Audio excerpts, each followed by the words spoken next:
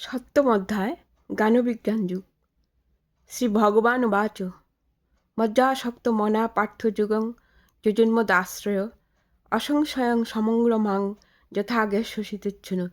অর্থাৎ শ্রী ভগবান বললেন যে, হে পার্থ, তুমি আমাতে একান্ত নিবিষ্ট চিত্র এবং শরণাগত হয়ে যোগাভ্যাস দ্বারা নিঃসন্দিগ্ধভাবে সমগ্র আমাকে কীরূপে জানতে পারবে তা বলছি, শ্রবণ করো। ভাবার্থ। পূর্ব অধ্যায়ের শেষে শ্লোকটি ভগবান আরও বিস্তারিতভাবে করে এবার বলবেন, শ্রী ভগবানের ভক্তি না আসলে আমাদের মুক্তি আসে না। সকল দেবতারও যোগীদের যিনি পরম উপাস্য, সেই অসীম করুণাময় ভগবান অপার কৃপা পরবশ হয়ে অর্জুনকে জানাচ্ছেন কিভাবে তিনি ভগবানের সমগ্র রূপ, সমগ্র ভাবটি জানতে পারবেন।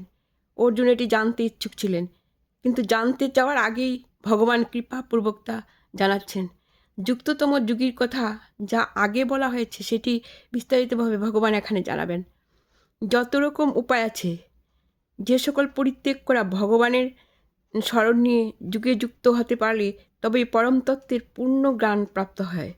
অন্তরে ও বাইরে উভয়ের ভূমিতে দর্শন, আত্মযুগ, ঈশ্বর যুগের প্রভেদ ইত্যাদি যা যুক্ততম যুগী লাভ করে থাকে, তত্ত্বের সেই পরিপূর্ণ সমগ্র ভাব ভগবান এখনও ব্যক্ত করেছেন।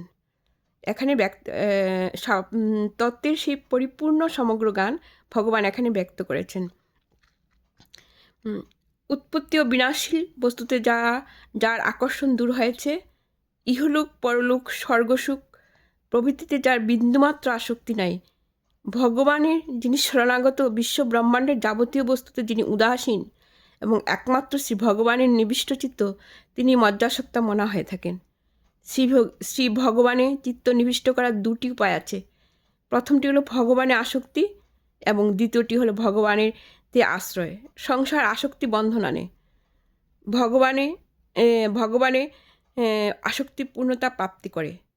ভগবানের পূর্ণ আসক্তি হলে অন্যান্য দেবতা হতে আসক্তি দূর হয়, মনে নিষ্কাম ভাব উদিত হয়, ফলে সর্বদাই ভগবানের চিন্তন মনন স্বাভাবিকভাবেই হতে থাকে। ভগবানকে জানার অভ্যাস রপ্ত হয়। এখানে ভগবানের সঙ্গে আত্মীয়তার বন্ধন জেগে ওঠে। সদা প্রসন্ন এক অলৌকিক দুর্লভ দিব্য প্রেম বর্ষিত হয়ে থাকে।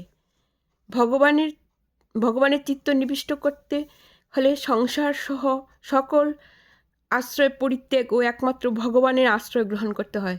এটি দৃঢ়ভাবে মেনে নিতে হয় যে ভগবানই একমাত্র আমাদের আপনজন। তিনি সর্বত্র আছেন, এখানে আছেন, আমার মধ্যেও আছেন, আমার প্রাণে মনে শরীরে প্রতিটি কণাতে তিনি পরিপূর্ণভাবে বিদ্যমান। এরূপ দৃঢ়তাসহ ভগবানের আশ্রয় গ্রহণই তত্ত্বের পূর্ণ জ্ঞান হয়ে থাকে। পূর্ণ জ্ঞান প্রাপ্তি হলে যোগীকে যুক্ততম বলা হয়। ভগবান বলেছেন, তিনি কেবল আমার আশা ভরসাতে থাকেন, আমার পূর্ণ বিশ্বাস রাখেন এবং আমাকেই সহায়ক মনে করেন, এবং এমন শরণাগত ভক্তই মদাশ্রয় হিসেবে পরিচিত। আমার শরণাগত ভক্ত যুগ প্রভাবে আমার ঐশ্বর্য শক্তি বিভূতিসমূহ জানতে পারেন। তিনি পূর্ণ জ্ঞান প্রাপ্ত হন। তিনি আমার সগুণ নির্গুণ সাকার নিরাকার সকল অবতার রূপে সকল দেবরূপে জানতে পারেন। জ্ঞানী কেবল আমাকে জানতে পারেন ও প্রাপ্তি করেন, কিন্তু ভক্তিযোগী শুধুমাত্র আমাকে প্রাপ্তি করেন না, তিনি আমার সমগ্র রূপকে অবগত করেন। শুধুমাত্র আমাকে প্রাপ্তি করেন না, আমার সমগ্র রূপকে তিনি অবগত করেন। তিনি আমার সেই রূপের উপাসনা করেন যে রূপের দর্শনে প্রাপ্তি করেন। ভগবান অর্জুন বলেছেন, তুমি আমাতে আসক্তি ও আশ্রয় গ্রহণপূর্বক যোগাভ্যাস করো, তুমি সমগ্রভাবে আমাকে জানতে পারবে। হরে কৃষ্ণ কৃষ্ণ কৃষ্ণ হরে হরে, হরে রাম রাম হরে হরে, হরে কৃষ্ণ কৃষ্ণ কৃষ্ণ হরে হরে, হরে রাম রাম হরে হরে।